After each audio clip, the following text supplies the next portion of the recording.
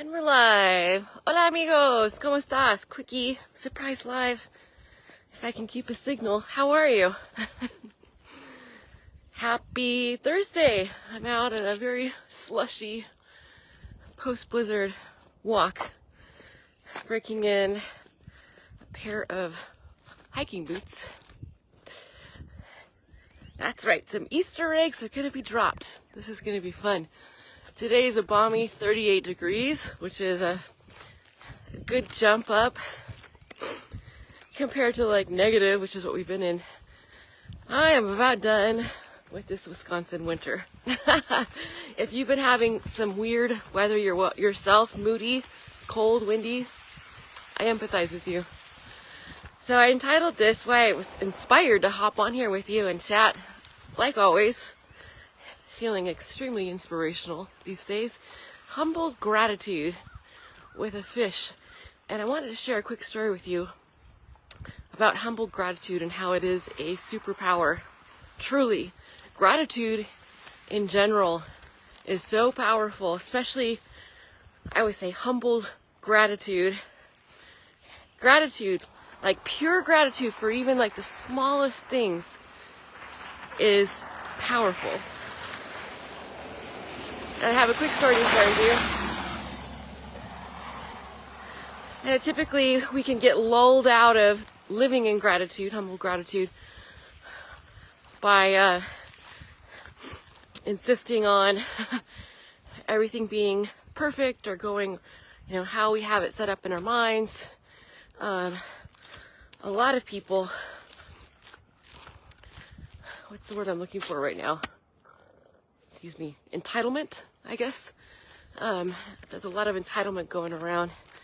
And I have learned to live in humble gratitude, having lived around the world in multiple continents and traveled the world, including a lot of third world countries. I have seen so much and lived in it with people that have seemingly nothing, and seen how content and happy and peaceful they are compared to a lot of Western entitlement. I'm not judging it. All judgment, self-judgment. This is more of a discernment, what I have noticed. And living and traveling in very, very poor places has been invaluable to me. Has been amazing to stay in humbled gratitude for what some others might deem or judge or perceive as, why would you be grateful for that, right? Namaste, Sanjay. How are you? Namaste to my friends. Namaskar, namaste. Halfway around the world. Hello from cold Wisconsin. Although the sun's out, I'm happy about that. All in snow. I know, there's a lot of snow. I was just driving through our village. Our village got shut down for the blizzard, so you couldn't even go anywhere. We were snowed in. It's rough. It is rough driving out here. I go really, really slow because there's just so much packed snow. It's like really slushy and a lot of black ice everywhere. So I go very slow, and I know some drivers don't like that, but I don't care. I will be safe. Same with my walking. Breaking in new hiking boots. And I'm hoping some of the snow melts because I got a lot of outdoor hiking to do right now. Anyway, thank you, Sanjay. Shukriya. And so here's the one story I want to share with you, because this was pivotal for me in all my travels, and I have so many stories, plenty of books and film adaptations coming down the line. Gonna be a busy filmmaker and author. And I love it because I got my ego out of the way, all my resistance, all those non-love feelings. And now it's just perpetual flow state. Alignment. Which feels amazing. And a heart chakra opening, expanding. Can you feel it? So I was walking my 4th pilgrimage on the Camino de Santiago in Spain. Yes, apparently I love walking across countries and pilgrimages. I do. And I love to take you with me through my storytelling. You get so many stories, and the people you meet along the way, it's so amazing. It's one of the things I love best about travel, storytelling, adventure, pilgrimage. Even from the seemingly misadventures come forth some of the best stories and lessons and revelations. So the quick version of this, because I'm getting cold and my nose is going to start turning into a faucet here. Oh, wait a minute. No, it wasn't my fourth. It was my first pilgrimage. And we were in the last few days of heading into Santiago de Compostela as peregrinos. And it was a bed race. There's a whole bunch of pilgrims on the Camino, all racing towards Santiago. And there were not enough beds in the albergues, the place for like pilgrim hostels. So you had high traffic, high demand, and not enough supply, which turns into a problem. They call it a bed race. So you want to start earlier in the morning to make sure you can get a bed to sleep somewhere at night. So I started off like at 5 in the morning, and I went for 2.5 hours in the dark in a very treacherous up and down nature, woods, ravines, all sorts of like perilous trail in the dark. I had to replace the batteries for my headlamp, so I could only use my little iPhone light to see. I could see, and there was tremendous mist. It was so socked in with mist and fog, I couldn't see 10 feet in front of me. So I was just walking in the dark for 2.5 hours, not seeing another pilgrim, by myself, barely able to see, and I went into a fear storm. I actually made a video about it. I'll drop it in here. I had some fear. I was experiencing fear. And what happened was, I was thinking about timber wolves, because I was just told one of the forests I had walked through has timber wolves. So now I thought I had eyes on me. There's timber wolves watching me. What if I fall down a ravine and nobody can find me because I'm the only one out here? What if I get hurt? And then an American girl had recently been brutally murdered on the Camino. So I started thinking like, oh, someone's out to get me. I'm like, wait. What am I doing? I'm making this all up in my head. And I dropped it immediately.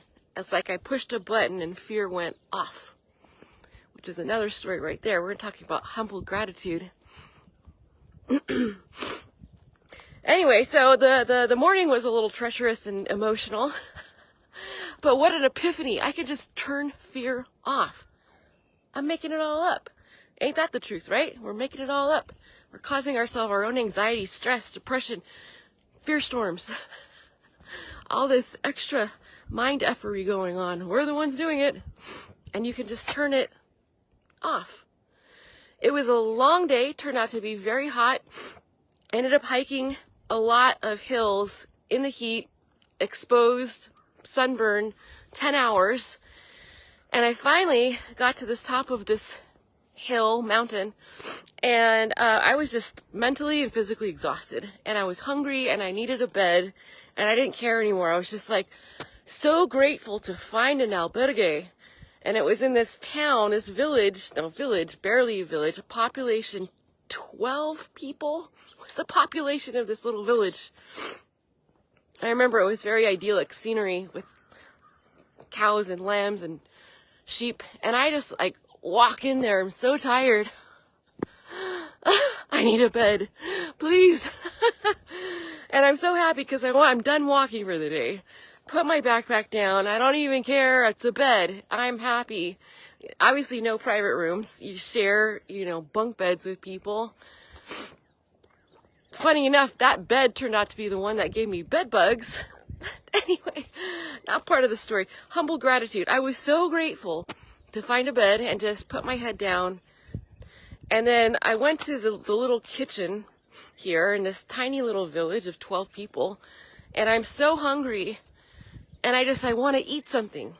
Anything. I need to put some food in my belly.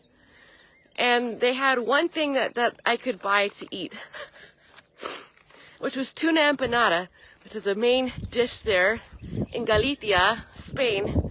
And it happens to be one dish that I really don't like. I don't like it. I never have liked tuna empanada. And And that's the only thing they had. And you know what? I was in deep, humble gratitude. I was like, yes, thank you. I will eat this food that I actually don't like, but I will be grateful to put food in my belly and have a bed. And I will never forget that, because on the Camino, like a lot of my travels, we don't have all this decision fatigue with endless options and like we do here in America, right? You go in and people actually, they get confused and overwhelmed. There's too many choices, right? Just give me something simple. When I'm out on the Camino or a lot of places I'm traveling to, my options are A or A. Sometimes it's that simple. Not 50 choices, not 100 choices. It's A, tuna empanada, one bed with bed bugs. Here you go. And I'm grateful. Thank you. And this has really shaped who I am, shaped my character to remain in the state of humility. And I have seen so much in this world.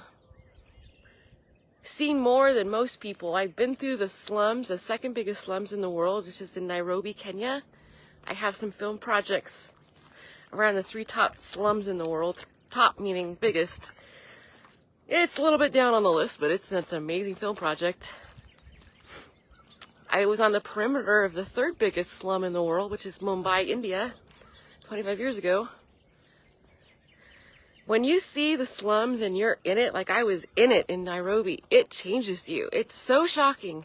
How could you ever be entitled or selfish or greedy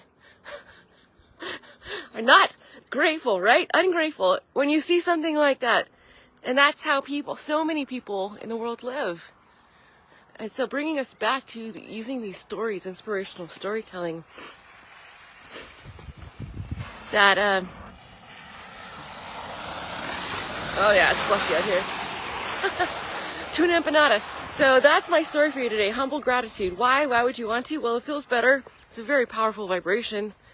It's going to magnetize into your life far more of that which you desire, that which is harmonious for you to experience.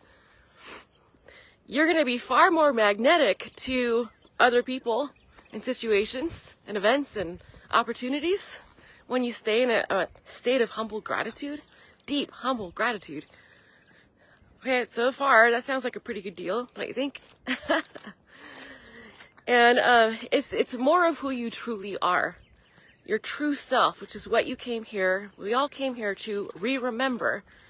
The main directive, re-remember who we truly are. Know thyself in all thy infinite potential.